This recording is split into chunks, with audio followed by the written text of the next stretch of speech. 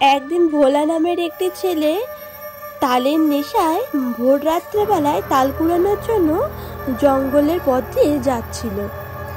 এরপর একটু এগিয়ে গিয়ে সে দেখতে পেল এক জায়গায় অনেক তাল পড়ে আছে। তারপর সে তার বস্তার মধ্যে এক এক করে তালগুলোকে ভরতে লাগলো।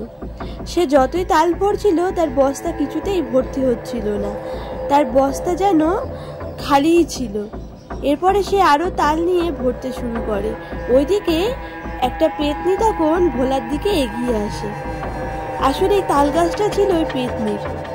এরপরে ভোলা পেতনিকে দেখে একটু ঘাবড়ে যায়, তবু ভোলা তাল কুড়ানো বন্ধ করে না।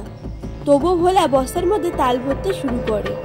ওইদিকে পেতনিটাও ভোলার দিকে ক্রমে ক্রমে এগিয়ে আসছিল। এরপর পেতনিটা ভোলাকে বলতে থাকে, বস্তার নিচের দিকে তাকিয়ে ভোলা যেন তালগুলোকে ভরে, তাহলে ভোলার বস্তাটা পুরো ভর্তি হয়ে যাবে।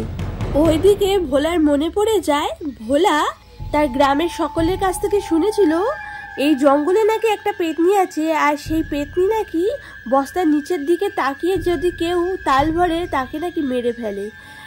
এরপর ভোলা ঠিক করলো সে বস্তার নিচের দিকে তাকাবে না, সে এমনি তাল ভরবে। তারপর সে এমনি তাল ভরতে লাগলো।